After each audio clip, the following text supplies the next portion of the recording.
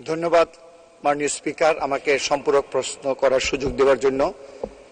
আমি স্মরণ করতে চাই এবং আল্লাহর কাছে কৃতজ্ঞতা স্বীকার করতে চাই এই মর্মে যে আজকে হলো 7ই ফেব্রুয়ারি, আজ থেকে 1 মাস আগে 7ই জানুয়ারি বাংলাদেশে দ্বাদশ নির্বাচন, সংসদ নির্বাচন, একটা চ্যালেঞ্জের নির্বাচন মাননীয় প্রধানমন্ত্রীর নেতৃত্বে সফলভাবে আমরা কৌশল অবলম্বন করে জনগণকে অংশগ্রহণ করার মধ্য দিয়ে আমরা আসতে পর্যন্ত আসতে পেরেছি। সেজন্য ধন্যবাদ। এবং সংসদের কাজ শুরু হবার পর থেকেই একটা অ্যাক্টিভ এবং খুব সুন্দর একটি সংসদ মাননীয় স্পিকার পরিচালনা করছেন এবং আমরা সকলকে সংসদ সদস্যরা সহযোগিতা করছি।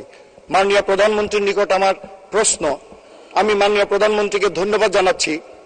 100টি অর্থনৈতিক অঞ্চল, এটা অত্যন্ত, আজ থেকে 17 বছর পর বাংলাদেশ একটা ডেভেলপড কান্ট্রি হবে, উন্নত কান্ট্রি, সেটার লক্ষ্যে। অর্থনৈতিক অঞ্চল হলেই যে অর্থনৈতিক অঞ্চল চলবে তা না। মাননীয় প্রধানমন্ত্রীর ভিশন, সেই ভিশনারি রাষ্ট্রনায়কচিত পরিকল্পনা থেকে এর জন্য যে ইনফ্রাস্ট্রাকচার দরকার, এর জন্য যে মেগা প্রজেক্ট দরকার, ইতিমধ্যে আমাদের রেল, ইতিমধ্যে আমাদের বিমান, ইতিমধ্যে আমাদের পোর্টের সংখ্যা বেড়েছে, ইতিমধ্যে আমাদের হাইড্রো পাওয়ার, আমাদের ডিজেল পাওয়ার, আমাদের সোলার পাওয়ার, আমাদের নিউক্লিয়ার পাওয়ার পর্যন্ত অ্যারেঞ্জ হয়েছে।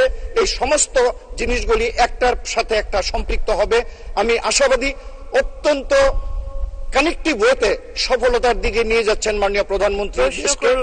একটি জায়গায় আমার প্রশ্নটি হলো, একটি জায়গায় সবচেয়ে বড় আমাদের হার্ডেল, আপনি এখানে উল্লেখ করেছেন মাননীয় প্রধানমন্ত্রী 1 কোটি লোকের কর্মসংস্থান হবে। আজকে 100টি ইপিজেড এই অর্থনৈতিক অঞ্চল চালানোর জন্য আমাদের যে দক্ষ মানুষের প্রয়োজন, এটা এখানে আপনার উল্লেখ করা আছে। আমি খোঁজ খবর নিয়ে দেখলাম কারিগরি শিক্ষা প্রতিষ্ঠান, ভোকেশনাল শিক্ষা প্রতিষ্ঠান যে পর্যায়ে রয়েছে, এটা একটু সময় সাপেক্ষ ব্যাপার। সেই ক্ষেত্রে একটা ক্র্যাশ প্রোগ্রাম নিয়ে সমন্বিত আমরা আমাদের যে স্কুল কলেজগুলি শুক্র শনিবারে বন্ধ থাকে, আমাদের বিল্ডিংগুলি, এগুলিকে আমরা ট্রেনিং সেন্টার হিসাবে এই সময়টা ব্যবহার করতে পারি কিনা।